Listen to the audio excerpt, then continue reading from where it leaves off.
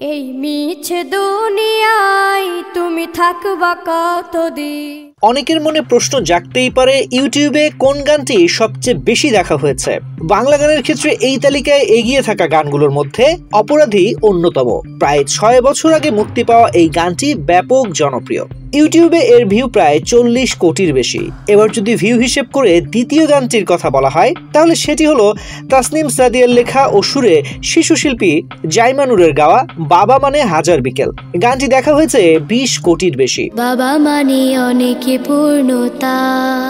শুধু আধুনিক গান না, অনেক বাংলা সিনেমার হিট গানও তলানিতে নেমে আসে ভিউয়ের বিবেচনায় ইসলামী গানের সাথে তুলনা করলে। খাইরুন সুন্দরী গানটি বাংলা সিনেমায় সবচেয়ে বেশি দেখা একটি গান, যেটির ভিউ প্রায় 20 কোটির একটু বেশি। অন্যদিকে শরীফুল ইসলামের লেখা নামাজকে বলো না কাজ আছে শিরোনামের একটি গান গেয়েছেন আরেক শিশু শিল্পী শাহিদুল্লাহ জামি। মাত্র 10 লাখ সাবস্ক্রাইবার। ইত্তিহাদ নামের ইউটিউব চ্যানেলে মুক্তি পাওয়া গানটির ভিউ 30 কোটির কাছাকাছি।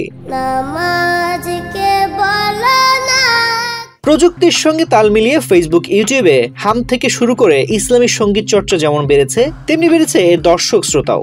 তরুণ ইসলামী সঙ্গীত লেখক আতিফ আবু বকর গণমাধ্যমকে বলেন, বাংলাদেশের ইসলামী সঙ্গীত কেবল বাংলাদেশের দর্শকই শোনেন, বিষয়টি মোটেও এমন নেই। শুধু বাংলা ভাষাভাষীর দর্শকই নন, বাংলার কাছাকাছি যে 6টি ভাষা আছে, যেমন অসমিয়া, রাজবংশী, ত্রিপুরা ইত্যাদি, এসব ভাষার মানুষও বাংলা ইসলামী গান শোনেন। তাছাড়া ভারতের পশ্চিমবঙ্গের বাংলা ভাষাভাষীর দর্শক পুরোটাই বাংলাদেশের ইসলামী সঙ্গীতের গুরুত্বপূর্ণ শ্রোতা। আতিফ আবু বকর আরো বলেন, জনপ্রিয় গানগুলোর ইউটিউব ও ফেসবুকের কমেন্ট বক্সে গেলে দেখতে পাবেন বাংলার কাছাকাছি ভাষার দর্শকরা তাদের মুগ্ধতা জানিয়েছে। এর কারণ হিসেবে তিনি বলেন, বাংলাদেশের মতো বাংলার কাছাকাছি আর কোনো ভাষা ইসলামী সঙ্গীতকে এত গুরুত্ব দেওয়া হয় না। বাংলাদেশে অনেক গানের দল গড়ে উঠেছে যারা কেবল ইসলামী সঙ্গীত চর্চা করে। ব্যক্তি পর্যায়েও অনেকে ভালো করছে। ধর্মীয় আবেদন, শিল্পমনা ও কাজের প্রতি যত্নবান হওয়ার কারণে বাংলা ভাষার ইসলামী সঙ্গীত বাকিদের আকৃষ্ট করছে বলে মনে করেন তরুণ এই সঙ্গীত শিল্পী।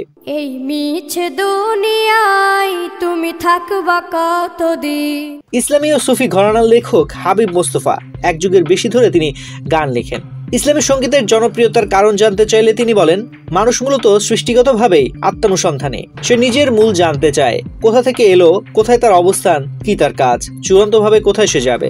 এই প্রশ্নগুলো তাকে তাড়িত করে। এর উত্তর পাওয়া যায় ইসলামী গানে। এই গানের মাধ্যমে আল্লাহর প্রতি মানুষের সে প্রেমের সম্পর্কটা পরিষ্কার করে প্রকাশ হয়। সুন্দর ও সাবলীল ভাষায় শ্রুতিমধুর কণ্ঠের ইসলামী গানগুলো তাই সবার পছন্দের তালিকার শীর্ষে।